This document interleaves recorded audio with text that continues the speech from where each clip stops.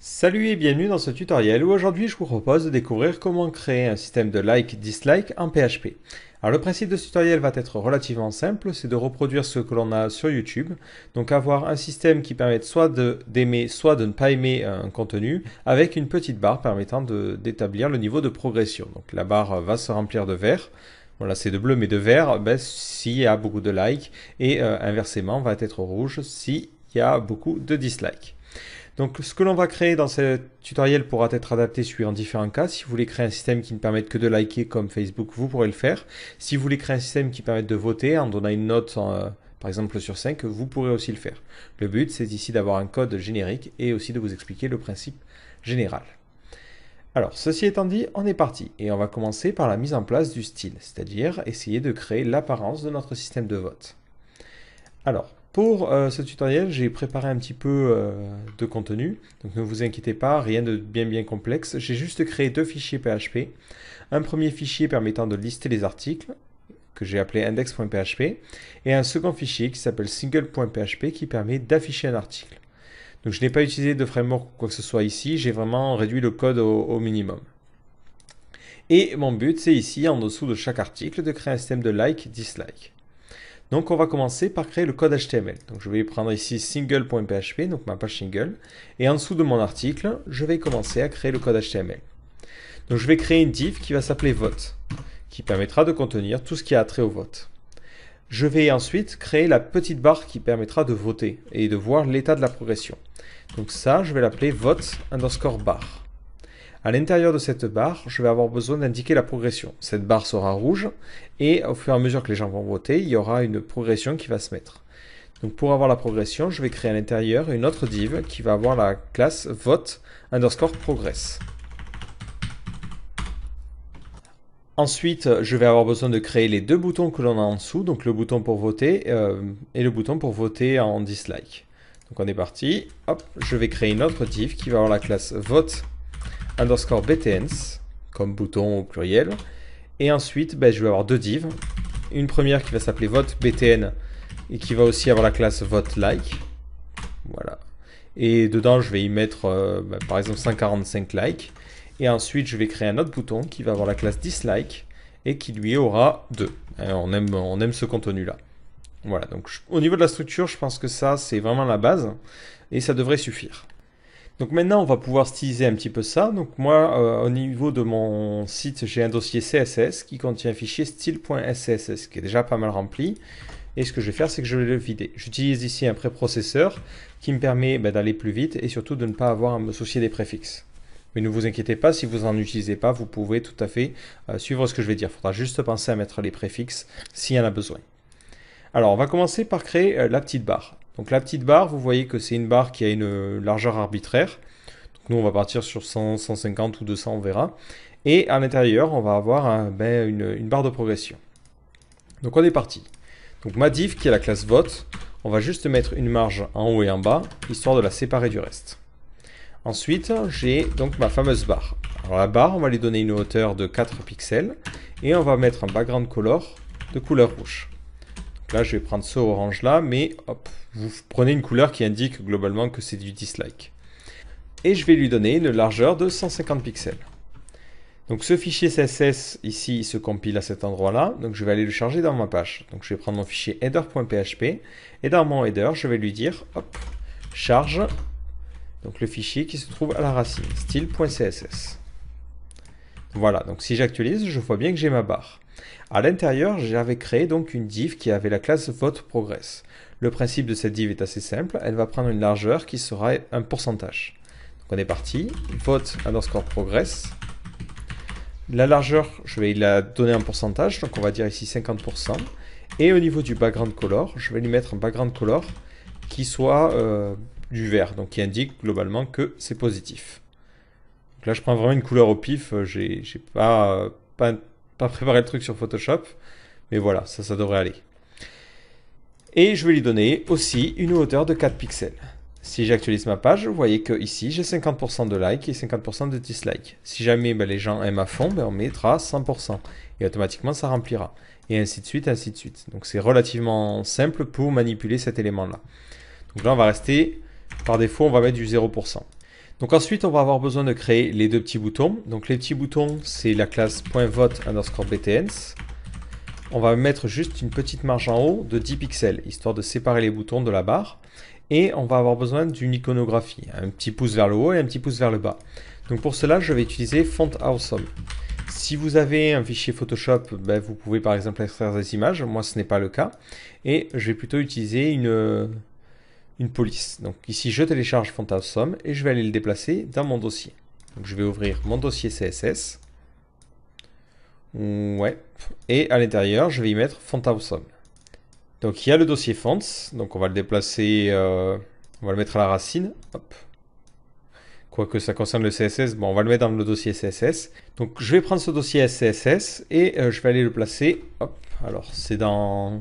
Je vais ouvrir le dossier carrément. Donc je vais aller dans CSS où j'ai mon préprocesseur. Et je vais mettre ça dans Tools. Donc dans Tools, on va créer un nouveau dossier qu'on va appeler Font Awesome. Et ensuite, je déplace tous ces CSS là. Hop. Donc maintenant, au niveau de mon style.css, ben, il ne me reste plus qu'à importer. Donc dans Tools. Ensuite dans Font Awesome. Et ensuite, c'est Font-Awesome. Donc dans ce dossier-là, je vais juste changer la partie... Donc il y a un dossier variable. Donc le dossier des fonts, il est moi dans le dossier CSS. Donc ici, je vais mettre CSS/fonts. Voilà. Donc une fois que l'on a fait ça, ça veut dire que notre dossier de font est bien chargé. Et on va pouvoir utiliser les icônes. Donc dans Font Awesome, si on regarde dans Icons et qu'on cherche Thumb, on voit qu'on a Thumbs Up. Donc c'est dans single.php. Ben, si je veux rajouter l'icône, il me suffit de mettre un i qui a la classe fa, puis fa-thumbs. Alors c'est thumb ou thumbs? Thumbs-up. Donc thumbs-up. Et de mettre un petit espace après. Si je regarde au niveau de ma page, hop, je vois que ça met bien le bouton comme ça. Et ben, de la même manière, hop, au niveau du second bouton, ça va être un fa thumbs-down. Je vais m'inspirer un petit peu de ce qu'il y a sur YouTube pour voir si ça correspond. Est-ce qu'il... Oui, il met toujours l'icône à gauche. Voilà. Et il faut que j'aligne les deux éléments. Donc pour aligner les deux éléments, les deux divs qui vont avoir la classe vote_btn, je vais les mettre en display inline block. Ok, on est parti. Je peux aussi les mettre en float, mais là, vu que ce sont... Ça me semble plus logique juste de dire que ce sont des éléments qui sont en bloc. Et pour ensuite les aligner à droite, pour qu'ils soient à droite, je vais prendre la classe vote_btns et mettre un texte à ligne right. Voilà. Donc là, je vois que ça fonctionne bien. Je vais espacer un petit peu les deux éléments. Donc sur la classe vote_btn, je vais mettre un margin left de 20 pixels. Voilà. Ouais, j'ai peut-être été un petit peu gourmand, 10 pixels. Voilà, ça devrait... C'est pas mal. La barre ici n'est pas bien placée. Donc là, ben, plusieurs solutions. Soit je la mets en display inline block et je mets le texte à ligne right tout en haut. Et ça me donne ça. Soit ben, je peux mettre la barre en float right, mais bon, là, ça me paraît pas mal en fait. Donc là, c'est vraiment à vous de voir ce qui correspond. Ce que je vais faire en fait, je vais carrément partir du principe que c'est toute la div qui a la classe vote qui va avoir une largeur de 150 pixels. Du coup, c'est cette div qui sera, elle, en float right, pour être bloquée sur la droite. Ensuite, la barre, elle sera bien en display block, carrément, donc on va pas se prendre la tête. Mais c'est déjà une div, donc il n'y a pas besoin de préciser ça. La largeur, je vais lui donner 100%. Voilà. Comme ça, ben, si jamais j'ai envie de changer, ben, je change vote et ça change tout le reste. Donc vous voyez que c'est le cas. Et après, ben, tout le reste, on est pas mal. Donc là, il va nous falloir créer les petits rollovers. Donc on est parti. Donc lorsque l'on passe sur le bouton vote like, donc c'est over, ben, la couleur, donc c'est color, ça sera du vert. Et on va reprendre le même vert que celui qui est au niveau de la barre de progression. On pourrait se créer des variables vu qu'on utilise ici du SCSS pour aller un petit peu plus vite. Mais on va pas le faire. Le but c'est de garder un code qui soit compréhensible par le plus grand nombre. Et lorsque l'on passe sur le bouton dislike, on mettra ici un rouge. Voilà. Et histoire que ça soit plus clair, de bien comprendre que ce sont des boutons, on va mettre un curseur en pointer, histoire qu'on ait la petite main. Alors là, les pros de l'accessibilité vont me dire c'est pas très malin parce qu'ici tu as mis des divs, ça indique pas forcément qu'on peut cliquer dessus. Donc si on veut vraiment être raccord, on va plutôt utiliser un élément HTML qui est l'élément button, qui permet d'indiquer qu'ici on a bien un bouton. Voilà, c'est histoire d'être bien au niveau de la sémantique. Donc on voit que ça change un petit peu l'apparence, c'est normal parce que par défaut les navigateurs stylisent les boutons. Donc si on veut supprimer ça de manière générale, on peut le faire en haut. Si on veut le supprimer que pour ces boutons-là, il suffit juste de dire qu'on n'a pas de bordure, on n'a pas de padding, pas de margin, et on va mettre un background transparent. Donc là, hop, BG transparente. Donc là, il me le souligne en rouge tout simplement parce qu'il me dit non, mais les margins, tu pourrais faire une seule ligne, ça serait un petit peu plus rapide. Voilà, donc on va le faire. Ça fait en haut 0, à droite 0, en bas 0, et à gauche on veut 10 pixels. Et comme ça, on se retrouve bien avec notre élément. Enfin, pour finir, ce que l'on va faire, c'est que sur les divs qui ont la classe vote underscore btn, on va mettre une transition. On va dire qu'on transitionne sur la couleur pendant 0,3 secondes. Ce qui fait que lorsque l'on va passer dessus, vous voyez qu'on a un effet d'animation plutôt que d'avoir un élément brut enfin une couleur brute qui change. Voilà, ça apporte une petite... je trouve ça plus intéressant. Voilà, donc là au niveau du code HTML et de la structure CSS, enfin au niveau de la structure HTML et du code CSS, on a fini. On a notre système de vote qui est prêt. Donc maintenant on va passer à la partie PHP. Donc avant de commencer sur la partie PHP, on va réfléchir à la structure de notre base de données. Donc lorsque quelqu'un va voter, automatiquement on va sauvegarder son vote dans une base de données. Ce qui nous permettra d'éviter que les gens votent plusieurs fois et aussi de se souvenir de la quantité de likes ou de dislikes qu'il y a eu. Donc ici au niveau de ma base de données j'ai 3 tables, une table article qui contient mes articles et après 2 tables qui servent un petit peu à rien. Donc mon but c'est de permettre aux gens de voter sur les articles. Donc je vais créer une nouvelle table que je vais appeler votes. Donc même si c'est des likes et des dislikes, c'est quand même toujours un principe de vote. Donc moi je choisis d'appeler ça de la manière la plus abstraite possible. Donc au niveau des votes, on aura tout d'abord une clé primaire qui est l'ID, qu'on va mettre en clé primaire et en auto-incrémente. Donc ça, on commence à y être habitué. Ensuite, on va créer un nouveau champ qui permettra de savoir sur quel élément on a voté. Donc nous, on va l'appeler ici, par exemple, article underscore ID. Alors mon but c'est de créer une table qui est la plus générique possible. Elle permettra de voter pour les articles, mais on peut imaginer que plus tard j'ai besoin de faire un système de vote pour les utilisateurs. On pourrait voter et dire j'aime cet utilisateur ou je l'aime pas. Donc on va faire quelque chose de plus générique. Donc ici, plutôt que de mettre article underscore ID, on va mettre ref underscore ID. Donc ref underscore ID, ça sera la clé associée.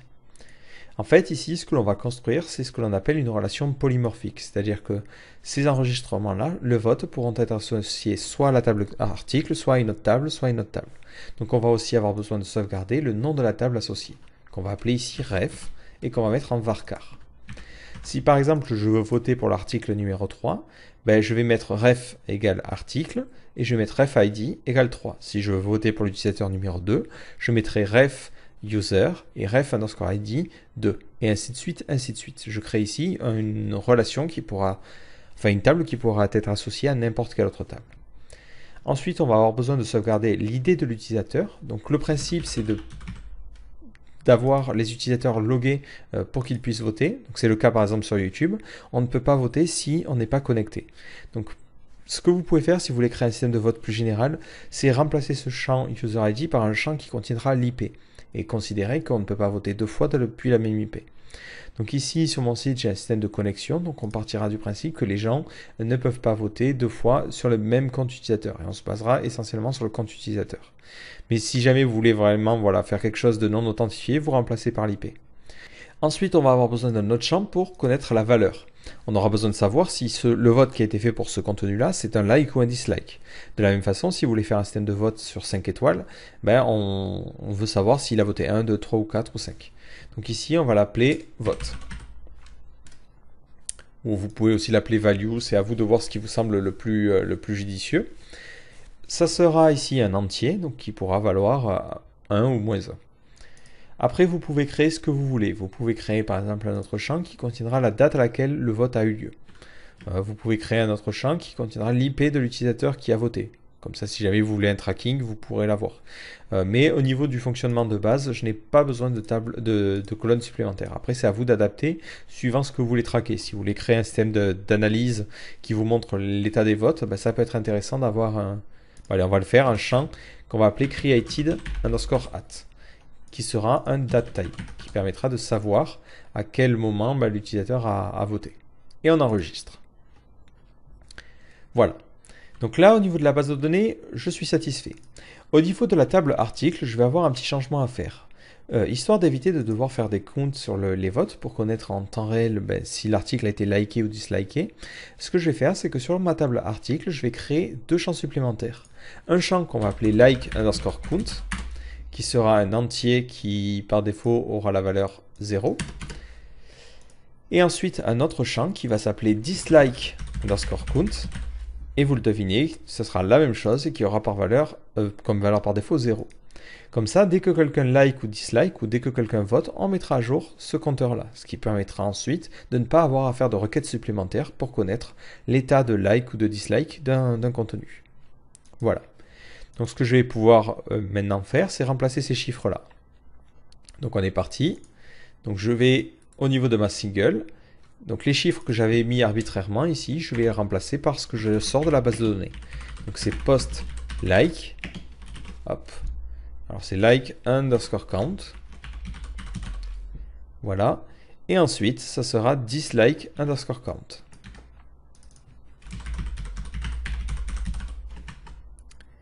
Donc là, je vois que ça me donne bien 0. Par contre, sur le premier, ça ne me donne pas 0, tout simplement parce que j'ai sauvegardé un petit peu trop vite le champ et du coup, il n'a pas mis la valeur par défaut. C'est pas très grave. Voilà, donc là, j'ai 0 et 0. Au niveau de la barre de progression, il faut que je gère le cas. Donc ça, j'avais dit, je peux changer la largeur. Et si je change la largeur, ça va permettre d'afficher la progression. Donc cette largeur, je vais pouvoir la calculer dynamiquement en PHP. Donc on est parti. Donc on va mettre un écho. C'est le nombre de likes divisé par la somme du nombre de likes plus le nombre de dislikes. Dislike_count. Voilà, donc ça me donne un chiffre qui sera compris entre 0 et 1, et du coup, il faut que je le multiplie par 100. Donc ça fait 100 fois, hop, tout ce que j'ai écrit ici. Alors attention, si je fais ça, je vais me retrouver avec une erreur. Il va me dire, non, c'est impossible de faire une division par 0, parce que par défaut, la somme vaut 0. Donc ce que je vais faire, c'est que je vais dire que si jamais la somme vaut 0, donc on est parti, if, donc là on peut utiliser du ternaire, donc si ça, c'est égal à 0, dans ce cas-là, je vais dire 100%. Sinon, je fais ma fameuse division. Hop. Et je remets des parenthèses, histoire qu'il ne se trompe pas. Et après, je rajoute un %. Ce que je peux faire aussi, c'est rajouter autour de ça un round, histoire qu'il fasse l'arrondi, et éviter qu'on se retrouve avec des valeurs un petit peu bizarres. Donc on va imaginer que je crée pour cet article, alors on est sur l'article numéro 9, on va mettre 10 likes et 5 dislikes. Si j'actualise ma page, je vois bien que j'ai ce pourcentage-là. Donc là, on est sur 2/3 de likes. Bon, ainsi de suite, après on pourra adapter, mais vous voyez que le système fonctionne. Mais attention à bien prévoir le coup où on a des zéros, parce que sinon vous allez avoir l'erreur de la division par 0. Voilà, donc au niveau de ma single, je vais revenir et hop, je vais maintenant supprimer voilà, cette div que j'avais mise, c'était une sorte de placeholder en attendant. Donc maintenant, ce que je dois faire, c'est permettre aux gens de voter. Là, c'est bien, on peut voir, mais on ne peut pas voter. Si je clique, ça ne fonctionne pas. Donc ce que je vais faire, c'est que... Donc pour cela, on va se créer une nouvelle page. Donc je vais aller carrément à la racine et créer un nouveau fichier que je vais appeler like.php. Dans ce fichier, je vais juste inclure la connexion à la base de données. Donc moi ici, c'est db.php. Donc ce db.php, il démarre juste la session et en plus, il me sort une variable PDO qui me permet de connecter à la base de données. Voilà, il ne fait rien de très très complexe. Et pour l'instant, je vais mettre rien du tout. Voilà, et je vais mettre un écho « Salut la planète ».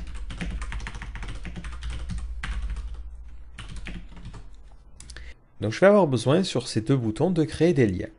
Donc le premier réflexe que je pourrais avoir, c'est tout simplement de me dire, bon au niveau de la single, ici, je vais remplacer les buttons par des A, et ce que je vais faire, c'est que je vais mettre un href qui permet d'aller vers la page de like. Le problème, c'est que si je fais ça, par exemple, si pour liker l'article numéro 9, on fait .ref égale article, and ref_id égale 9. Si je fais ça et que ça déclenche un like, le problème c'est que certaines personnes mal intentionnées pourraient m'envoyer par exemple un lien déguisé, un lien raccourci par exemple avec Twitter, ou me faire charger une image à travers le forum, et ce qui déclencherait automatiquement un like, ce qui est évidemment pas une bonne chose. Donc pour remédier à ce problème-là, il faudrait utiliser ce qu'on appelle des jetons de sécurité, donc des tokens CSRF, mais ce que l'on peut faire aussi, c'est empêcher les requêtes en get, et obliger les gens à faire des requêtes en post. Le problème, c'est que par défaut, si on fait un lien, ça fait une requête en get. Si hop, je reviens en arrière et que j'inspecte, et que je pars dans la partie réseau, dès que je clique, hop, je me retrouve avec une requête en get. Et ces requêtes, on peut les faire vraiment depuis n'importe quel domaine.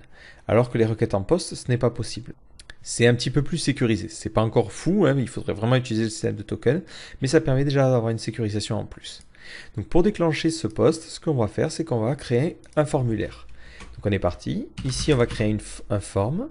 Et au niveau de l'action, on va mettre l'URL. Donc c'est like.php, point d'interrogation ref égale article, et ref underscore id égale 9. Voilà. Et on va mettre vote égale 1. Donc le 1, ça veut dire qu'on like, moins 1, ça veut dire qu'on dislike. Et ensuite, à l'intérieur, j'y mets le bouton. Et dans le bouton, je vais mettre un bouton de type submit. Donc c'est un bouton qui va déclencher la soumission du formulaire, qui est un formulaire du coup qui ne contient rien. Et au niveau de la méthode du formulaire, je vais dire que c'est en post. Et je vais faire la même chose pour l'autre bouton. Donc là, il me suffit juste de changer donc, la valeur du vote pour un moins 1, de remettre le type submit pour mon bouton, et de fermer mon formulaire. Donc c'est ce que je vous disais, ça va péter un petit peu la mise en page. Hop. C'est tout à fait normal parce que les formes sont par défaut en display block. Donc pour remédier à ce problème-là, ce que l'on va faire, c'est qu'au niveau de notre style, on va dire que dans les votes, tous les formes sont en display inline block ou en display inline. Et on retrouve automatiquement le même comportement. Si maintenant j'inspecte, je vais mettre l'inspecteur plutôt en bas, et que je clique sur voter, dans Network, je vois que ça fait une requête en post. Donc là, au niveau de ma page, c'est la page like.php, je vais bien vérifier qu'on soit en post. Donc on est parti. Pour cela, hop, on va débugger les variables serveurs parce que je ne me souviens jamais où se trouve l'entête. Et si je regarde un petit peu en bas, ici, je vois que c'est request method. Donc on est parti. If $_server, on prend la request method. Si elle est différente de post, on ne va pas plus loin. On va s'arrêter tout de suite. Donc là, on va mettre un die et on va changer l'entête pour indiquer au navigateur que quelque chose se passe mal. Donc on fait ici http _response _code et on envoie une erreur de type 403. 403, c'est une erreur de type forbidden. Donc si je réactualise ma page, hop, ça fonctionne bien. Si j'essaie de l'actualiser mais sans utiliser de post, donc juste de charger la page, je vois bien que ça me donne une entête de type forbidden. Alors ces entêtes-là, en l'état, ne servent pas à grand-chose. C'est plus tard quand on va utiliser du JavaScript, ça permettra d'avoir des meilleurs retours. Voilà, donc si je reviens, je peux maintenant cliquer et voter. Donc j'arrive bien à cet endroit-là. Donc pour le vote, comment ça va se passer? La première chose que j'ai besoin d'avoir, c'est l'idée de l'utilisateur. Donc je pars ici du principe que vous avez déjà un système de connexion sur votre site. Donc moi, vu que j'ai créé ici ce petit site pour essayer, j'ai juste créé 3 petits boutons qui permettent de se connecter à 3 utilisateurs différents. Et l'idée de l'utilisateur, on le retrouve dans la session. Voilà, c'est très très simple, mais normalement vous devriez avoir le même truc. Donc sur mon article numéro 9, je suis ici sur l'utilisateur 3, il me suffit de déclencher le like. Alors, histoire de séparer un petit peu le code et d'avoir le code le plus propre possible, ce que l'on va faire, c'est qu'on va se créer une petite classe. Donc ici, je vais faire require. Donc c'est la classe, c'est dans le dossier classe, et on va l'appeler vote.php. Si vous utilisez Composer, vous pouvez utiliser un loader. Donc ensuite, ce que je vais faire, c'est que je vais initialiser cette classe. Donc on va faire vote égale new vote. Et ensuite, suivant l'action, je pourrais lui faire différentes choses. Donc on va mettre if $_get vote égale 1. Dans ce cas-là, on fera vote like. Si jamais ce n'est pas le cas, on fera vote dislike. Voilà, l'intérêt d'avoir un petit objet, c'est que ça nous permettra de travailler beaucoup plus simplement. Donc cette classe-là n'existe pas, donc on va devoir la créer. Donc je crée le dossier et le fichier qui correspond et on est parti. Classe, vote. Et à l'intérieur, on ne met rien pour le moment. Et à l'intérieur, on va créer nos deux fonctions. Donc public, function, like. Et ensuite, public, function, dislike. Donc pour liker un contenu, on va avoir besoin de lui passer un paramètre, le référent et l'ID, et aussi l'ID de l'utilisateur. Donc on va avoir besoin pour ces deux fonctions de passer 3 paramètres. Donc je reprends mon fichier like et je vais ici pour cette première et cette seconde fonction lui passer les paramètres. Donc on va dire qu'on veut sauvegarder les articles. Ensuite on va dire qu'on veut aussi, on va lui donner l'ID de l'élément. Donc ici c'est $_get ref _id. Et enfin un troisième paramètre, c'est l'ID de l'utilisateur. Donc session user _id. Donc je vais revenir au niveau de ma classe et passer ces 3 paramètres. Donc on est parti. Ici ça sera ref _id et enfin $user _id. Voilà. Donc si maintenant hop, je réactualise ma page, je vois que ça me réaffiche le salut la planète. Donc mon code refonctionne parce que j'ai créé les classes qui me manquaient et les méthodes qui me manquaient. Donc on va maintenant pouvoir faire la fonction like. Donc la première chose à faire, c'est de vérifier si au niveau de nos enregistrements, on a bien un enregistrement qui correspond au référent et au RefID. Donc le problème, c'est que pour faire ça, j'ai besoin de la connexion à la base de données. Et la connexion de la base de données, elle se trouve là. Donc ce que je vais faire, c'est que dans le constructeur, je vais lui passer PDO. Donc au niveau de ma classe vote, je vais changer mon constructeur. C'est ce qu'on appelle de l'injection de dépendance. Et je vais dire qu'au niveau du constructeur, donc c'est _construct, j'ai besoin de la connexion à la base de données, PDO. Et on peut même préciser le type. Comme ça, ça permet d'éviter les problèmes. Et ensuite, je le passe au niveau de l'instance en faisant vis_PDO égale $PDO. Voilà, et je déclare ma variable en privé tout en haut parce que je n'en aurai pas besoin depuis l'extérieur. Maintenant, au niveau de mon like, je peux tester si l'enregistrement existe. Donc pour cela, je vais utiliser une requête préparée. Donc on est parti, PDO, prépare. La requête c'est select everything from $ref where id égale point d'interrogation. Alors ici, vous vous dites peut-être, c'est un petit peu risqué le référent, là tu l'envoies cache. Alors qu'ici, pourquoi tu échappes l'ID? Alors je fais ça parce que je sais qu'au niveau de mon script, le référent, je ferai toujours attention à ce qu'il y a. Je n'enverrai pas n'importe quoi. En revanche, l'ID, je le récupérerai en paramètre, je ne sais où. Donc il faudra faire des vérifications sur cet endroit-là. Ça, je ne suis pas du tout sûr de cette variable-là. Et du coup, je l'échappe. Et c'est pour ça que j'utilise ici une requête préparée. Donc ici, on se trouve avec donc, un objet de type PDO statement qu'on va sauvegarder dans une variable qu'on va l'appeler rec. Voilà, comme request. Ensuite, cette variable, je peux l'exécuter en faisant rec execute et je lui passe en paramètre l'ID de mon contenu. Ici, donc c'est ref _id. Je lui passe un tableau. Alors si vous préférez l'autre notation, hein, là c'est vraiment à vous de voir. On peut lui passer comme ça un tableau qui va contenir les paramètres. Ici, je n'ai qu'un seul paramètre, donc je passe qu'un seul paramètre. Et à la fin, je vais vérifier si j'ai un enregistrement. Donc on va mettre if. Donc là, ça sera notre requête. Row count. Voilà, et si le nombre d'enregistrements est supérieur à 0, dans ce cas-là, je pourrais continuer. Sinon, ça veut dire que j'ai un problème, l'enregistrement ne peut pas se faire, donc là c'est un problème, ce n'est pas un cas normal, donc ce que je vais faire, c'est plutôt renvoyer une exception en faisant un throw new exception, et on va mettre impossible de voter pour un enregistrement qui n'existe pas. Un enregistrement qui n'existe pas.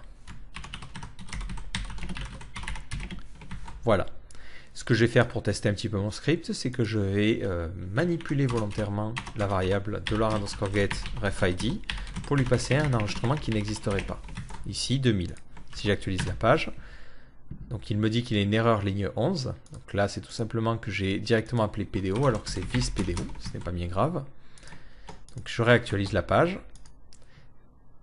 Et on me dit impossible de voter pour un enregistrement qui n'existe pas. Donc je vais supprimer mon getID bidon et réessayer de soumettre. Et là, ça me réaffiche salut la planète. Donc ça veut dire que mon système de vérification fonctionne. Donc à cet endroit-là, je vais pouvoir voter. Donc là, ce que l'on va faire, c'est qu'on va directement faire un insert. Donc on est parti. $rec égale this PDO execute. Ou exec, parce que là, on fait directement un insert. On s'en fiche de savoir si ça va fonctionner ou pas. On s'en fiche de récupérer du résultat. Donc insert into. Donc c'est la table vote. Set. Donc on va définir le ref égale le ref qui est passé en paramètre. Donc là, on va finalement utiliser une requête préparée. Donc on est parti, prépare. Ref égale point d'interrogation. Ref ID égale point d'interrogation. User ID égale point d'interrogation. Et enfin, on avait dit created at égale point d'interrogation.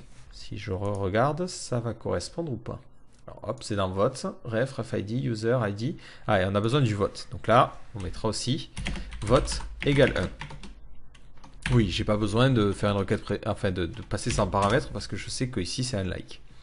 Et ensuite, ben, j'ai plus qu'à exécuter en faisant rec execute et je lui passe en paramètre tous les paramètres dans le bon ordre. Donc ici, on va avoir ref, on va avoir ref underscore ID, on va avoir user underscore ID et la date de création qui sera date. Donc c'est y-m-d h2.i2.s. À force, je les connais par cœur. Voilà, donc cette requête est exécutée et du coup je peux return true. Ça veut dire que l'enregistrement a bien été effectué. Donc je réactualise ma... Et ce que je vais faire, c'est qu'au niveau de mon like, plutôt que de mettre echo salut la planète, je vais mettre un header, location, et rediriger vers single.php et lui repasser en paramètre l'idée de l'article. Ici, ça sera $_get ID. Mais vous pouvez faire un truc un petit peu plus propre. Hein. Là, c'est vraiment parce que j'ai pas mon MVC ni rien, donc je galère un petit peu. Donc si j'actualise, hop, je vois que ça revient vers la page. Alors l'idée qui est passée en paramètre, c'était ref underscore ID. Mais le système de vote a bien été enregistré. Si je regarde au niveau de ma base de données et que j'actualise, j'ai bien cet article-là. Maintenant, lorsque je vais sur l'article numéro 9, il faudrait que cet article reste liké, que je sache que j'ai déjà liké le truc. Donc ce que je vais faire, c'est que je vais rajouter au niveau de ma single.php une requête SQL pour trouver s'il y a eu des votes faits pour cet article-là, pour l'utilisateur en cours. Donc on est parti. If iset, donc c'est $_session user ID. Donc ça veut dire que je suis connecté. Dans ce cas-là, on va exécuter une requête. Donc on va faire rec égale. Donc c'est PDO query et la requête select everything from vote where user underscore ID égale l'ID qui est passé en paramètre. Donc ici, ça sera hop, $_session user underscore ID. D'ailleurs, je me dis, bon voilà, c'est un bon cas de requête préparée, donc on va faire une requête préparée.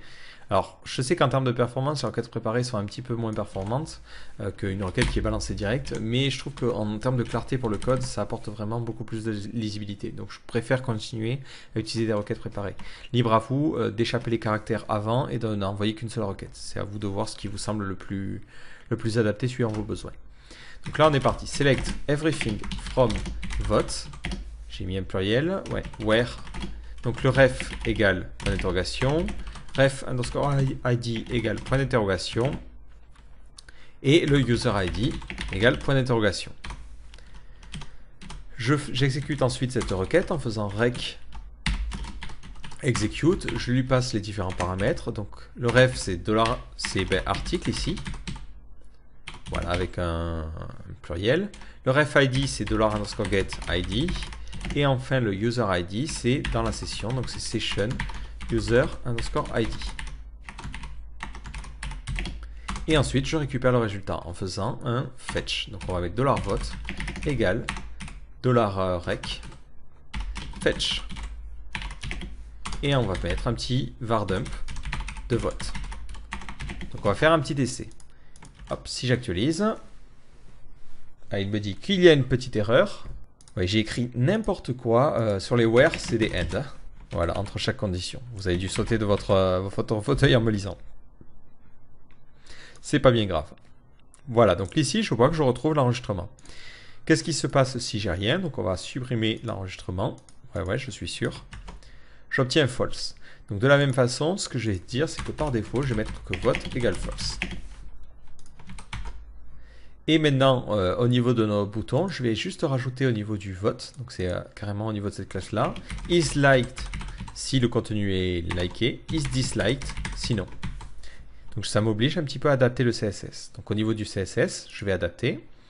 Donc au niveau de mon style.scss, hop, je vais dire ici, j'avais dit que la couleur était verte lorsque l'on passe dessus, mais je vais dire que la couleur est verte aussi si on est dans la classe isLiked et qu'on est sur l'élément voteLike. Si j'actualise, ça ne fait rien, c'est normal. Si je fais la même chose pour disliked, donc là c'est isDisliked voteDislike, là ça reste au rouge. Et vous voyez que là c'est bien au rouge. Si je reviens sur ma single et que je rajoute la classe isLiked, automatiquement, j'ai bien l'élément qui reste en vert. Voilà. Donc là, il me suffit juste de mettre des conditions. Donc là, plutôt que de me faire les conditions ici, je vais carrément me créer une fonction dans ma classe vote, qui prendra en paramètre le vote et qui sera capable de donner la classe qui correspond. Donc ici, je vais juste charger le fichier. Donc on va faire un require dans ces classes /vote.php. Et je vais créer une fonction statique, vu que je n'ai pas besoin d'instance ici. Donc on est parti, public, function static. Là c'est plutôt public static function, get class, qui prendra en paramètre un PDO row, voilà, et qui sera le vote. Alors, quoique, non, on va dire juste le vote, parce que par défaut, ça peut être aussi un boolean qui sera false. Donc là, on va mettre un petit peu de commentaires, histoire d'indiquer que fait cette fonction-là. Donc, c'est permet d'ajouter une classe isLike ou isDisliked suivant un enregistrement. Donc là, on va mettre booléen, on va mettre mixte plutôt, donc c'est un paramètre, on ne sait pas encore le type. C'est soit false, soit enregistrement, ou on va mettre PDO. Voilà. Donc maintenant au niveau de ma fonction getClass, je vais pouvoir rajouter les conditions. Donc on va mettre if vote. Dans ce cas-là, si on peut même mettre du ternaire, on return isLiked. On return suivant vote, alors le vote, si il est égal à 1, dans ce cas-là, on return isLiked, sinon on return isDisliked. Voilà, et dans tous les cas, on return nul, c'est-à-dire qu'on return rien si jamais on n'a pas de vote qui a été fait. Donc maintenant, je reviens au niveau de ma single, et à cet endroit-là, j'ai juste à mettre un espace, ouvrir PHP, et faire vote, getClass, en fonction du vote que je passe en paramètre. Voilà, ce qui me permet d'être un petit peu plus rapide. Donc là, par défaut, rien ne bouge. Ce que je vais faire, c'est que je vais liker mon article en cliquant sur le petit plus. Voilà. Et si j'actualise la page, je vois bien qu'il est liké.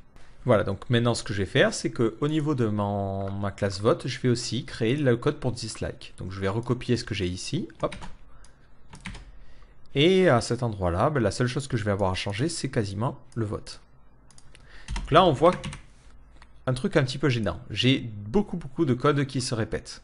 Donc on va déjà se créer une fonction privée pour vérifier que l'enregistrement existe. Donc on est parti, private, function, et on va mettre record exist, qui prendra en paramètre le ref et le ref ID.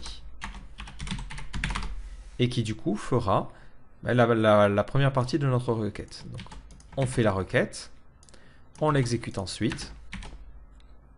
Si jamais le nombre de recomptes est égal à 0, ça veut dire qu'on n'en trouve pas.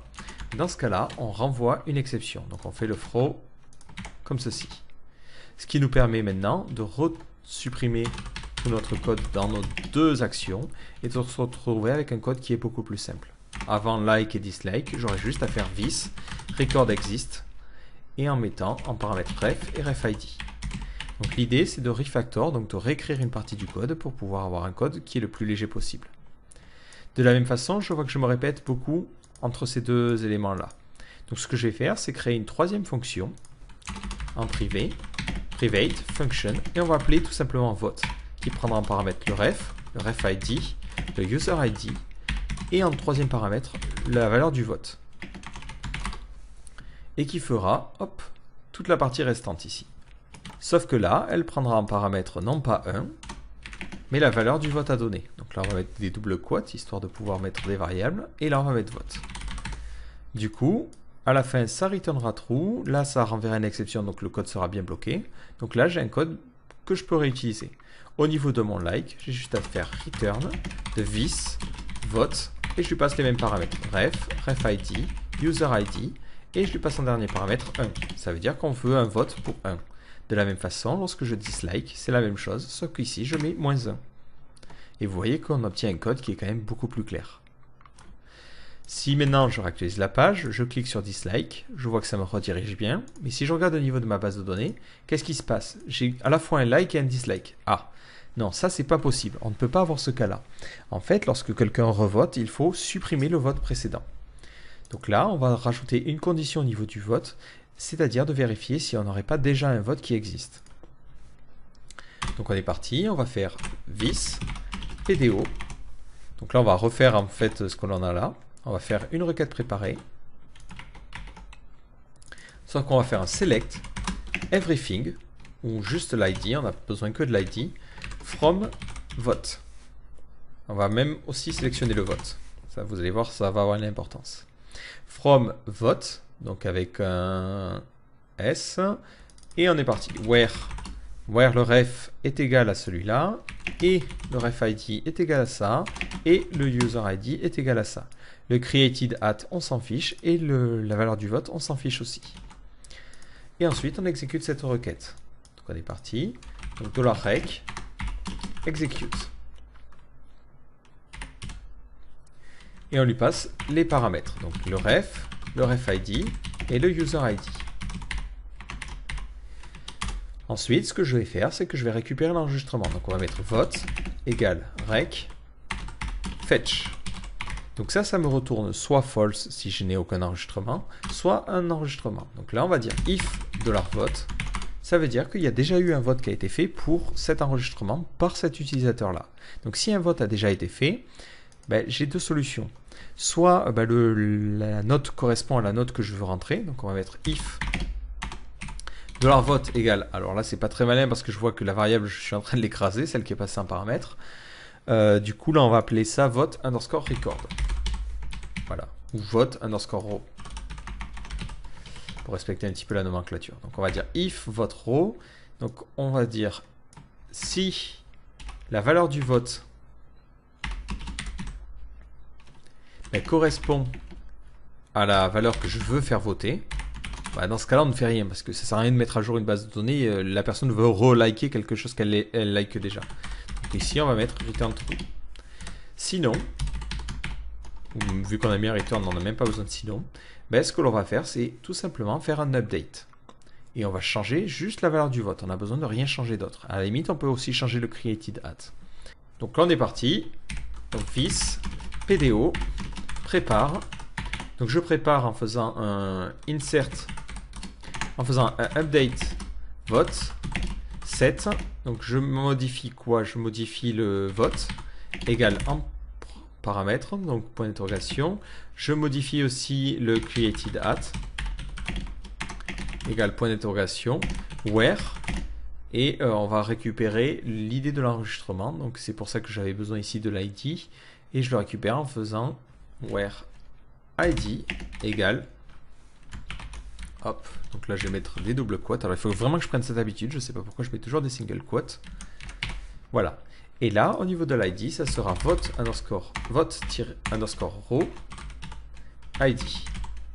Voilà. Je n'ai pas besoin de paramètres pour ça. Et après, j'exécute cette requête en lui passant les différents paramètres. Donc c'est la valeur du vote, et le created at, c'est la date. Voilà, et au passage, en regardant un petit peu plus haut, je me suis rendu compte que j'ai fait une petite erreur. Ici, c'est si la valeur du vote correspond. Voilà, c'est pas l'ID. Et enfin, je return true pour dire que tout s'est bien passé. Donc je vais supprimer mon second enregistrement parce qu'il ne sert à rien. Et on est parti. Si je dislike, je vois bien qu'au niveau de ma base de données, le vote était égal à 1 et il passe à moins 1. Si je relike, hop, c'est le vote qui passe à 1. Donc je vais me connecter en tant que user 2.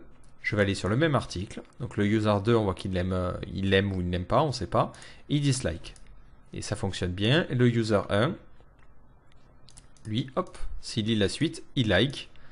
Et s'il actualise, il voit bien qu'il like l'article. Si je regarde au niveau de ma base de données, j'ai bien 3 enregistrements qui correspondent aux 3 votes qui sont faits par les différents utilisateurs. Donc la dernière chose qu'il nous reste à faire, c'est de gérer l'incrémentation et la décrémentation, parce qu'on voit ici que les chiffres ne bougent pas. Alors pour gérer ça, on a 2 solutions. La première, c'est de se dire, bon, après un like ou un dislike, on remet à jour les compteurs. Donc on va faire une requête, je vais vous la montrer. Donc on va aller dans la partie requête, on fait un select count de n'importe quoi, donc on va prendre de l'id, from vote, et on fait un group by vote. Voilà. Et je vais prendre en plus la valeur des votes. Si je fais cette requête, ça me dit au niveau des votes négatifs, donc il y a un dislike et 2 likes. L'avantage de cette méthode, c'est que vous voyez, elle donne des bons résultats. L'inconvénient, c'est que de faire un select count, lorsque l'on va commencer à avoir une table qui grandit, ça va être très lent en termes de performance. Donc on peut évidemment améliorer ses performances en modifiant déjà la structure et en disant que le ref ID sera en clé, le ref sera aussi une clé et le user ID sera aussi une clé. Comme ça permet d'avoir des requêtes un petit peu plus rapides. Malgré ça, ça peut quand même rester lent dans certains cas. Donc on verra une autre façon de faire juste après. Donc pour l'instant, on va faire celle-là. Donc celle-là, il suffit tout simplement de mettre à jour les compteurs. Donc on va créer une méthode qui va s'appeler updateCount. Donc on est parti. On va la créer en public. Public function update.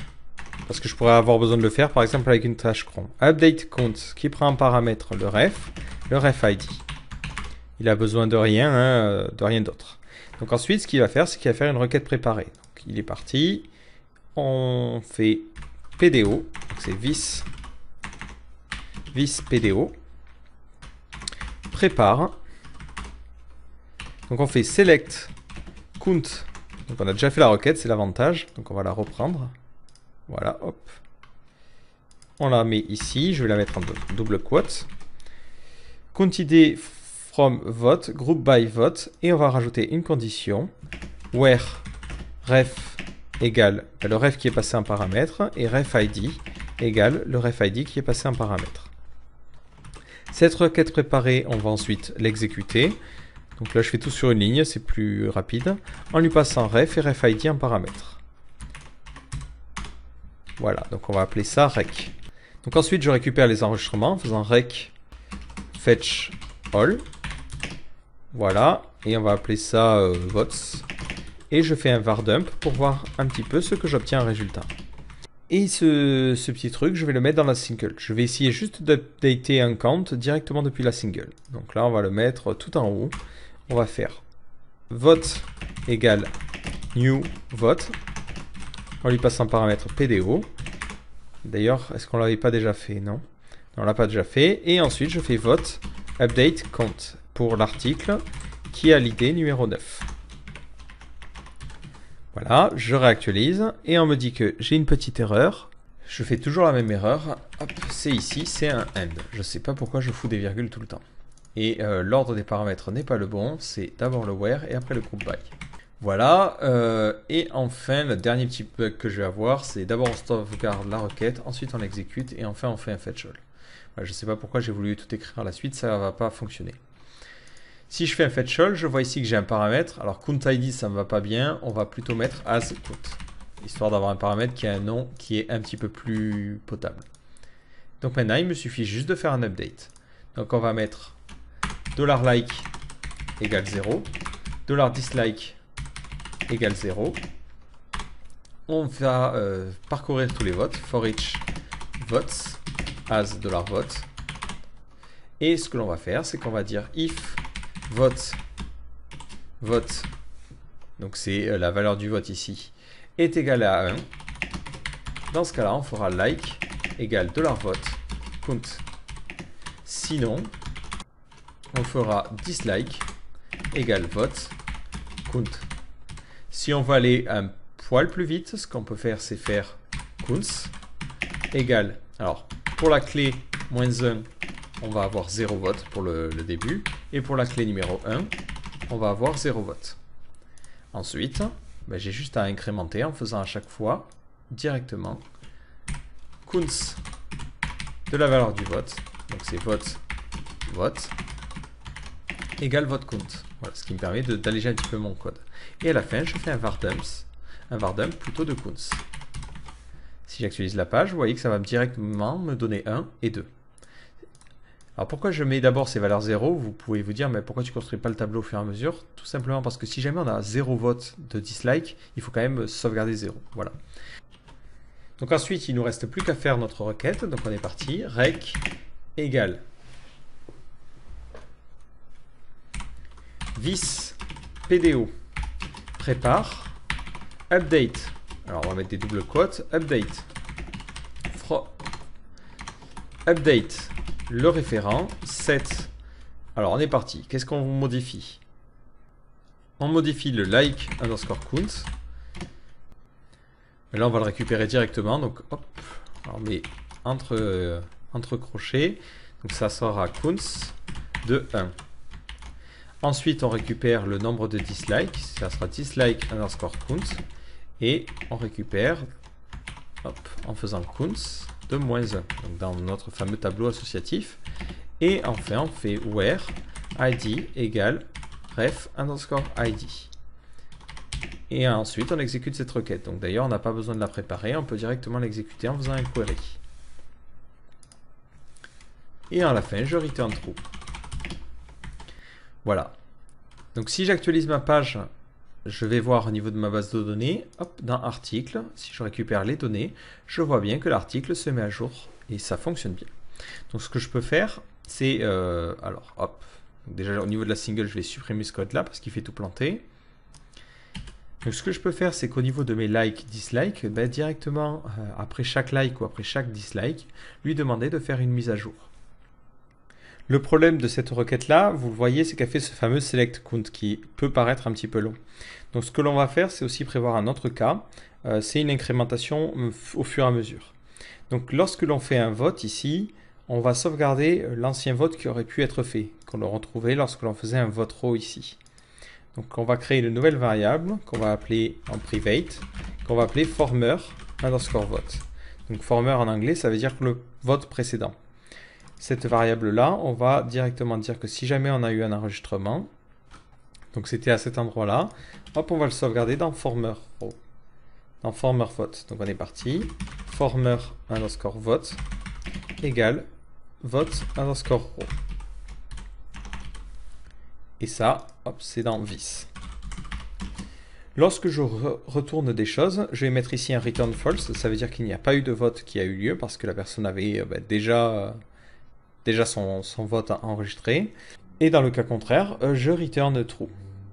Donc maintenant, lorsque l'on like, je vais dire que si le vote a bien eu lieu, ça veut dire qu'on a bien eu un changement. Dans ce cas-là, il faut que j'incrémente en faisant une petite requête préparée, vis, pdo, prépare. Donc on fait update from le nom de la table. Alors hop, on va mettre en double quote. Update from le nom de la table, c'est ref. Et on va incrémenter le nombre de likes. Donc là, le nombre de likes, c'est like underscore count égale like underscore count plus 1. Hop là, j'ai perdu le plus. Plus 1. Et on va dire where id égale ref underscore id. Donc on va partir du principe que ref id de toute façon ne peut pas être une injection vu qu'on a fait les tests avant. Dans ça, on vérifie que l'enregistrement existe. Et ensuite, on exécute cette requête en faisant directement un execute. On s'en fiche de récupérer le résultat. Et du coup, là, ce n'est pas une requête préparée, on peut faire directement un query. De la même façon, lorsque l'on dislike, ben, ça va être la même chose. Sauf que ça sera un -1 ici. Et qu'à cet endroit-là, on va mettre un dislike count plutôt qu'un like count, vu qu'on incrémente ce compteur de dislike. Et on n'oublie pas de mettre ici un set. Voilà, sinon ça ne fonctionne pas. Et on va rajouter une condition, c'est-à-dire que s'il y avait un enregistrement avant, donc là on va faire if vis former vote. On va rajouter un update. On va rajouter un SQL part, on va appeler ça. Égal. Ben, il faudra aussi modifier l'élément inverse. C'est-à-dire que si jamais il y avait un vote précédent, donc c'était forcément un like, il faudra décrémenter aussi le dislike. Donc on mettra ici dislike count égale dislike count moins 1. Et on rajoute une petite virgule ici. Voilà. Et par défaut, on va dire que cette variable SQL part sera du vide. Et ensuite, je mets cette variable-là juste ici. Ça sera SQL part.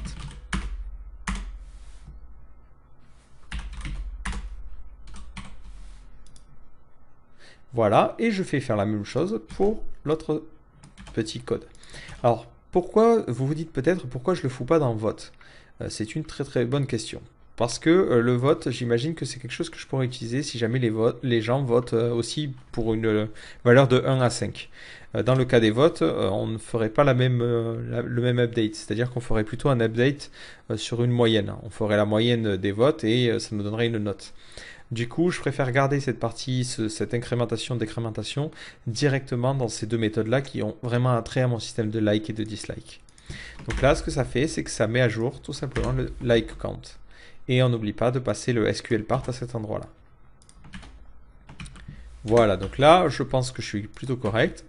Donc je vais essayer de disliker un contenu. Donc on me sort une grosse erreur. Alors c'est normal, je ne sais pas pourquoi j'ai la maladie de plus savoir faire une requête, hein, désolé. Donc maintenant on va tester ça. Donc je vais supprimer tous les enregistrements qui ont été faits. Et au niveau de mes articles, je vais mettre un compteur à 0 et un compteur aussi à 0. Donc j'actualise. Je me connecte en tant que l'utilisateur numéro 1 et je clique sur plus. Je vois que ça incrémente. Je reclique sur plus, ça ne fait rien. Je clique sur moins, ça décrémente et ça réincrémente l'autre. Je me connecte en tant que le user 2, je vote et je vois bien que les compteurs sont bien mis à jour. Je me connecte en tant que l'utilisateur 3 et pareil, je vote et ça fonctionne. Voilà, donc là j'ai mon système de vote, mon système de barre et le tout qui fonctionne correctement. Donc je vais pouvoir passer à la troisième étape qui est la partie maintenant JavaScript. Le problème c'est que lorsque je clique, ça déclenche un rechargement de page, ce qui est loin d'être idéal si je suis en train de lire une petite vidéo. Donc la partie JavaScript va me permettre de rendre ça le plus discret possible. Donc au niveau de ma page, je vais charger jQuery. Donc au niveau de mon footer.php, hop là, j'ouvre le mauvais fichier. Donc au niveau de mon footer.php, j'ai ici jQuery qui est chargé et je vais rajouter un script qui sera dans le dossier JS que je vais appeler app.js. Donc dans ce dossier-là, je vais créer un nouveau fichier que je vais appeler app.js et à l'intérieur, je vais y mettre du JavaScript. Donc je vais attendre que le document soit bien chargé. Donc on est parti, jQuery document.ready. Donc dès que le document est prêt, on va lancer une fonction et on va pouvoir ici mettre notre code JavaScript. Donc dans notre code JavaScript, on va mettre un petit alerte pour vérifier que le JavaScript est bien chargé. On va sortir aussi la console parce que si on a des erreurs, elles vont s'afficher ici.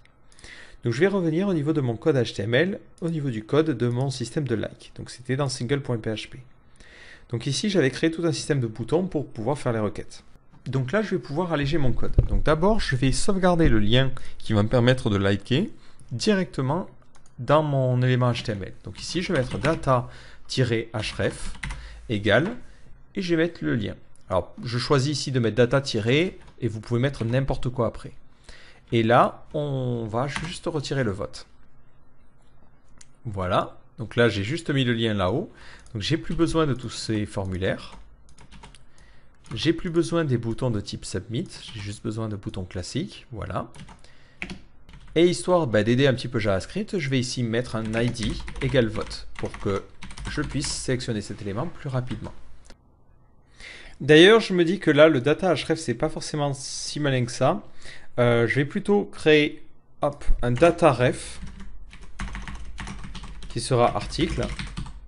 Et ensuite un data-id qui sera ici l'idée de l'article. Donc ça sera post id. Voilà, donc au niveau du code HTML, on a bien corrigé les choses. Maintenant, il faut faire la partie JavaScript. Donc la première chose que je vais faire, c'est sauvegarder dans une variable qu'on va appeler $vote l'élément pour pouvoir ensuite le requêter plus rapidement. Ensuite, je vais détecter lorsque l'on clique sur le bouton like. Donc c'est le bouton qui s'appelle vote underscore like. Et je le cherche que dans mon élément $vote. Donc lorsque l'on clique dessus, ça va lancer une fonction qui prendra en paramètre l'événement. Et je court-circuite l'événement dès le début, histoire de ne pas déclencher le comportement qu'il pourrait y avoir par défaut. Ensuite, je vais envoyer mes requêtes en poste. Et je vais appeler ma page. Donc pour envoyer les requêtes en poste, je vais utiliser jQuery.post, qui prend en paramètre l'URL et ensuite les données à envoyer. Donc ça va être jQuery.post, l'URL ça sera like.php et ensuite on lui enverra les différents paramètres. Donc on va avoir le ref, donc on va mettre directement ref, et le ref ça sera dans vote, ce sera l'attribut data, tiré ref. Ensuite on a besoin de l'ID, donc là on va d'ailleurs séparer, on va mettre data donc c'est ref underscore ID, et on va créer un nouveau data qui sera aussi user underscore ID. Voilà. Et là on va mettre égal post. Alors non c'est pas post, c'est directement user ID. Donc ça sera $session user underscore ID. Voilà. Donc si je reviens sur ma page et que j'inspecte, hop, vous voyez que je vais avoir tous les attributs comme ça, ce qui me permet de les récupérer beaucoup plus facilement en JavaScript. Et ça me permet d'avoir un JavaScript qui est un petit peu plus indépendant que si j'envoyais directement l'URL. Donc ref ID, ça sera vote.data ref underscore ID. Et enfin, on aura besoin du dernier paramètre, c'est user underscore ID égale vote.data user ID. Donc j'ai construit comme ça mes différents paramètres que je vais envoyer à like.php. Donc like.php, si vous vous souvenez, il utilisait des get. Ces get là, on n'en a plus besoin, mais c'est directement des $post. Voilà, vu qu'on enverra maintenant tout en post, ce qui sera plus simple à traiter. Donc cette fonction-là, maintenant, depuis jQuery 1.5, elle renvoie ce qu'on appelle une promesse et on peut utiliser un objet particulier. Donc si vous regardez la documentation de JQXHR, on vous donne les fonctions qu'il est possible d'utiliser. C'est done, lorsque la requête s'est bien exécutée. Fail, lorsque il y a eu un échec. Always, qui est exécuté dans tous les cas. Et Vend, qui permet d'avoir à la fois le done et le fail. Alors moi, je préfère séparer en deux fonctions parce que c'est plus propre. Donc on est parti. Lorsque ça va bien fonctionner, on prendra une fonction qui prendra en paramètre, trois paramètres, les données, le statut, donc 200, 300, enfin en général ça va être 200 vu que c'est un succès, et l'objet JQXHR qui est la requête Ajax. De la même façon, lorsqu'on a un fail, donc on va prendre ce code-là, on prendra trois paramètres qui sont dans un ordre différent. Donc c'est pour ça que je me réfère toujours à la documentation parce que je suis un foutu de retenir de tête l'ordre de ces paramètres-là. Vous voyez qu'il n'y a aucune logique. En tout cas, c'est mon avis. Donc là, lorsque ça a bien fonctionné, je vais loguer data. Et lorsque ça a bien fonctionné, lorsqu'il y a une erreur, je vais loguer JQXHR. Du coup, ce que je vais devoir faire, c'est modifier aussi le code que j'ai dans like.php. Dans like.php, si vous vous souvenez, on faisait une redirection et on renvoyait ensuite vers single.php. Là, on ne va plus avoir besoin de faire ça. On va avoir besoin de récupérer le résultat de notre vote. Donc, on va revenir sur notre classe vote.php et essayer de voir ce qu'elle faisait. Donc, si jamais on avait un vote, à la fin, on return true. Et sinon, on return false. Bon, ça va être très simple. Hein. Et au niveau du dislike, ça va être la même chose. Return false si jamais on a eu des problèmes. Et return true sinon. Hop. Voilà. Donc je clique sur like et si je vais dans network, je vois bien que j'obtiens un appel vers like.php. Si je descends un petit peu, je vois que j'ai le ref qui est bien passé, le ref ID, le user ID et le vote. Et au niveau de la réponse, je n'ai rien parce que la page ne renvoie rien. Donc je vais faire la même chose pour le dislike, mais je vois que pour le dislike, je vais avoir vraiment les mêmes paramètres. Donc là, ça veut dire, on crée une petite fonction. On est parti. Function, vote, et qui prendra en paramètre la valeur du vote. On va mettre value. Et hop, on prend tout le code que l'on a ici et on va le mettre là. Et on l'envoie maintenant à cet endroit-là. Donc je vote en votant pour la valeur 1. Lorsque l'on va cliquer sur dislike, qu'est-ce que je vais faire? Je vais voter pour la valeur tout simplement -1. Ensuite, je vais modifier value ici et hop, l'envoyer à cet endroit-là. Du coup, au niveau de ma fonction like, ce que je vais faire, c'est que je vais retourner mon enregistrement. Donc ici, je vais faire une requête préparée en faisant PDO, prépare. Donc c'est select everything from, donc c'est ici la table article, where, et je vais prendre l'id qui est passé en paramètre. Donc ensuite, je vais exécuter cette requête, donc je vais la sauvegarder dans une variable que j'ai appelée rec. Je l'exécute, rec execute, en lui passant en paramètre l'id, donc c'est ref_id. D'ailleurs, ici, le nom de la table, je le mets en dur. De la même façon, je le mets ici en dur et en dur. Donc ce que je vais faire, c'est que je vais créer ici une variable que l'on va appeler accepted refs. Donc ça sera la liste des éléments qu'on accepte qui pourront en fait être votés. Là, je vais faire un filtre manuel parce que je ne veux pas que les gens puissent taper n'importe quoi. Je vais mettre if $_post ref est différent, en fait n'est pas dans le tableau des acceptés. Donc on va plutôt utiliser la fonction inArray. Donc in_array. L'aiguille, c'est ce qui est passé donc en post, donc c'est le ref. Et en second paramètre, on lui passe les différentes clés que l'on accepte. Donc si ce n'est pas dans un tableau, on fait la même chose qu'ici. Ça veut dire qu'on n'a pas le droit de sauvegarder. Si la méthode n'est pas en post, on n'a pas le droit de sauvegarder. Donc on va mettre comme ça. Donc là, c'est on veut appeler ce fichier en post. Ensuite, on peut voter pour ce type de contenu. Et là, on déclenche le vote. Donc là, plutôt que de passer article, je peux directement passer $_post ref. Je n'ai pas de risque de cette variable vu que je l'ai validée à la main avec ce inArray. Donc là, de la même façon, je le passe à cet endroit-là et je peux même le passer au niveau de ce nom de table. Voilà. Et là, on va mettre des doubles quotes. Donc ensuite, je fais ma requête préparée en lui passant l'id qui est passé en paramètre. Et je ne veux récupérer que deux choses, le like_count et le dislike_count. J'obtiendrai le résultat en faisant un fetch et je fais un die JSON_encode de mon résultat. Donc c'est rec fetch. Et je vais lui préciser que je veux récupérer les résultats sous forme non pas d'objets, mais de tableaux associatifs pour que ça construise un JSON correct. Si je construis un objet, il ne saura pas faire le JSON qui correspond. Ou en tout cas, j'ai des risques que ça ne fonctionne pas. Là, au moins, je suis sûr que ça va marcher.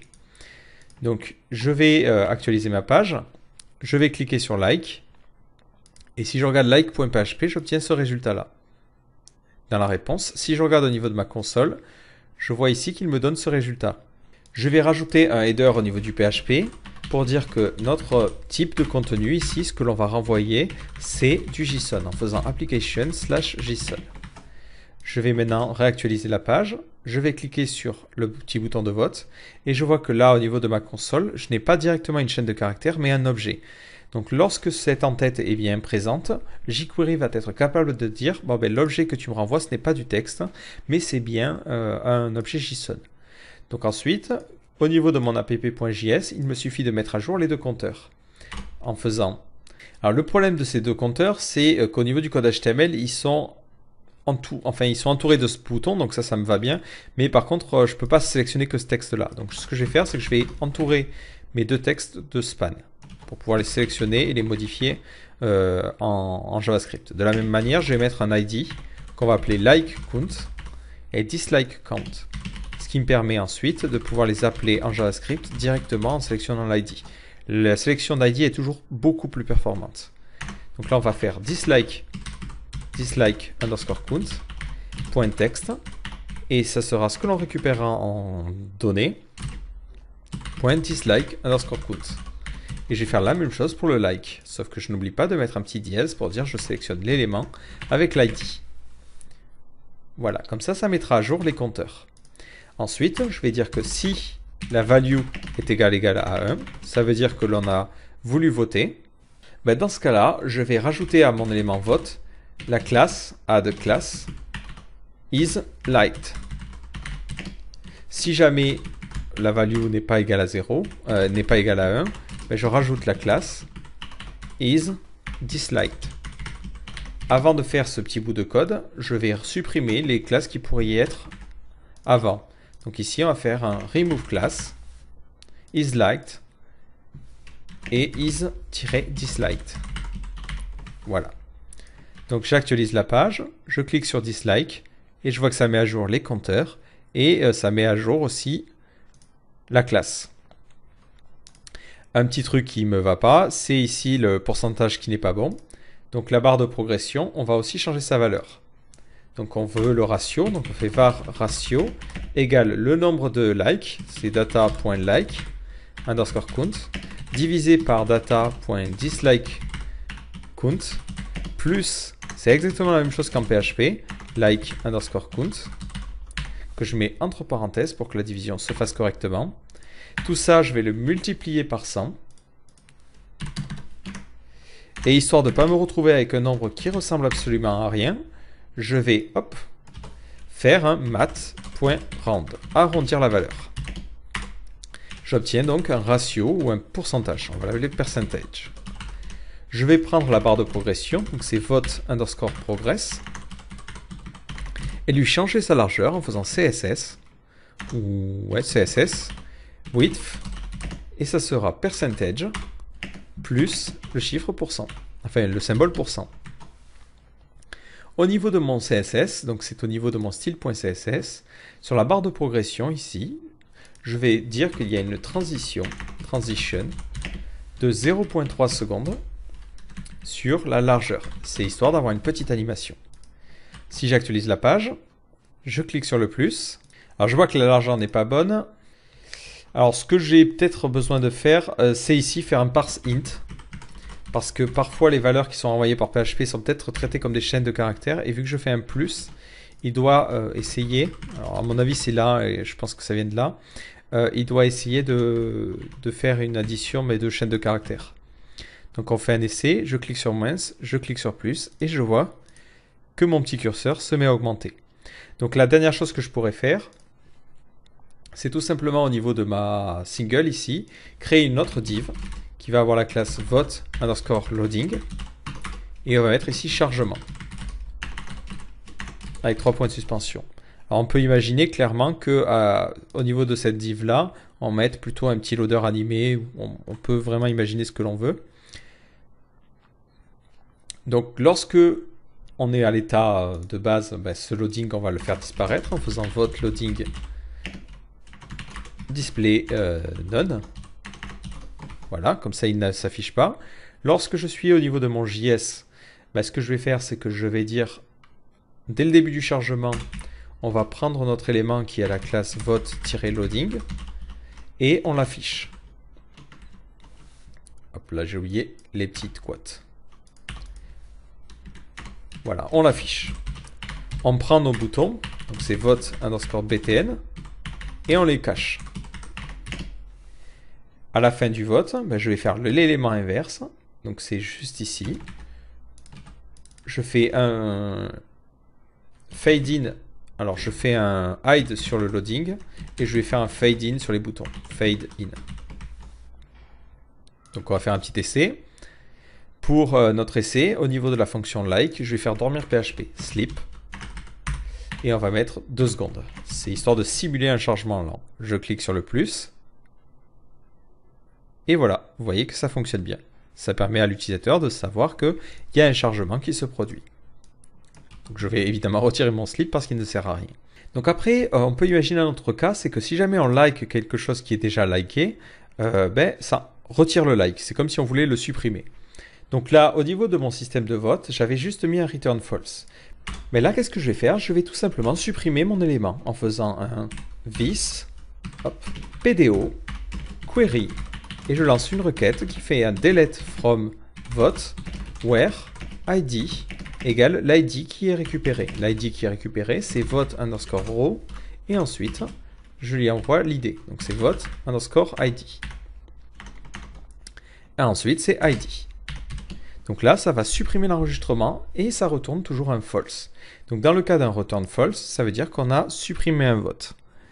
Donc si on a supprimé un vote, hop, c'est dans cette condition et dans cette condition, il faudra penser à décrémenter en faisant la même requête qu'ici, sauf qu'on va faire une décrémentation du like. Et on n'a pas besoin de rajouter une partie. De la même façon, ici, je fais une décrémentation du like.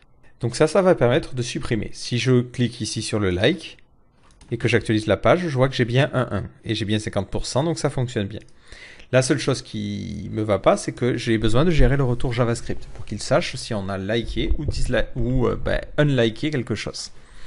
Donc au niveau de mon mon like.php, je lui renvoie seulement dans mon JSON encode le like et le dislike. Donc je vais en plus lui rajouter quelque chose qui est la classe à rajouter à l'élément. Donc on est parti. Je vais mettre vote, je vais mettre record égale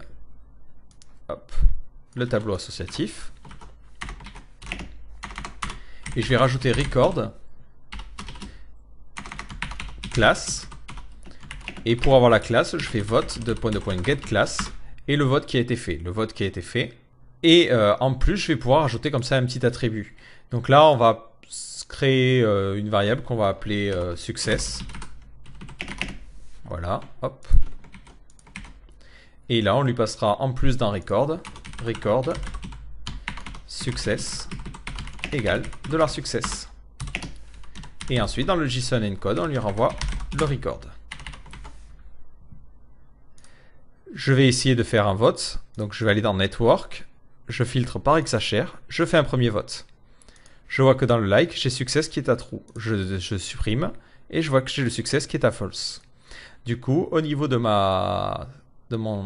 app.js, je supprime les deux classes. Et je vais rajouter que si j'ai data.success, dans ce cas-là, je pourrais faire tout le reste. Sinon, je supprime juste les deux classes. J'actualise ma page. Je vote une fois. Je dévote. Je vote. Je dévote. Et je vois que ça fonctionne correctement. Et de la même façon pour le dislike. Donc la dernière chose que l'on doit faire, c'est vérifier que l'utilisateur est bien logué. Donc on va mettre ici if iset $_session user ID. Donc là c'est plutôt un différent de iset. Ce qu'on va faire, c'est renvoyer toujours le même code d'erreur, mais on peut en plus mettre du texte et dire par exemple vous n'êtes pas connecté, vous devez être connecté pour voter. Et l'idée, ça serait de renvoyer une erreur différente suivant les cas, histoire d'indiquer à l'utilisateur ce qui se passe. Je vais maintenant me déconnecter. Alors c'est quelque chose que j'avais pas prévu, c'est pas très malin ça. Alors au niveau de c'était au niveau du header.php. Non, c'était au niveau de db.php. Je vais mettre que session user ID ou session égale array. Voilà, histoire de vider la structure. Donc déjà, ça provoque une petite erreur à cet endroit-là. Donc ce que je peux faire, c'est au niveau de mon système de vote. Donc c'était dans single.php, mettre le data user ID que si ça c'est défini. Donc là, on est parti. Hop. iset point d'interrogation, sinon on met rien. J'essaie de voter. Donc je vais inspecter mon code et je suis prêt. J'essaie de voter. Je vois que j'obtiens bien une erreur de type 403. Donc c'est bien détecté par le navigateur comme une erreur. Et ça me fait rentrer du coup au niveau de mon app.js dans la fonction fail qui me sort le JQXHR. Donc histoire de voir un petit peu mieux ce qui se passe, je vais prendre mon code source, je vais aller dans JS et je vais mettre un point d'arrêt au niveau du fail. Voilà, ici. J'actualise ma page. Je clique maintenant sur dislike et je vois que le point d'arrêt se déclenche. Donc ça me permet de débugger un petit peu les différentes variables. Au niveau des locales, je vois ici que j'ai les error from, c'est forbidden, l'objet JQXHR et après text error. Au final, j'ai rien de très intéressant. Donc dans le JQXHR, c'est response text qui m'intéresse. Donc là, je vais tout simplement mettre une alerte jqxhr.responseText. Voilà. Et je n'oublie pas de réafficher le loading. D'ailleurs, ce loading, je vais devoir le faire tout le temps. Peu importe que y ait une erreur ou pas. Donc là, c'est là que la fonction always est intéressante. Always function. Et là, hop, je lui dis que dans tous les cas, tu défais le loading, et tu remets les boutons. Donc, je lui demande de continuer, j'actualise la page, je défais mon point d'arrêt, et je clique maintenant sur le plus. Et je vois que ça me dit alerte. Vous devez être connecté pour voter. Et lorsque je clique sur OK, ça me réaffiche les éléments. Voilà, comme ça, j'ai bien limité le vote aux utilisateurs. Je me connecte en tant que user 1. Et sur l'article, je l'ai déjà liké, je vais le disliker. Et voilà, je vois que ça met la barre à 100%. Je vais sur le utilisateur 3 qui lui du coup n'a rien fait et il va liker. Voilà, et vous voyez que comme ça j'ai créé mon petit système de vote qui permet de liker ou disliker un article. Alors si jamais vous vouliez adapter ce script et créer un système de vote avec étoile, qu'est-ce qu'il vous faudrait changer? Il vous faudrait changer en fait la fonction vote pour que lorsqu'un vote a bien été effectué, vous fassiez une moyenne. Donc là, ça vous oblige à faire un petit peu comme le update count, mais en faisant un select average des notes. Et ça vous donnerait une note moyenne. Après, à vous de savoir si c'est intéressant ou pas, ou si vous voulez sauvegarder le nombre de personnes qui ont voté 1, 2, 3, 4 ou 5.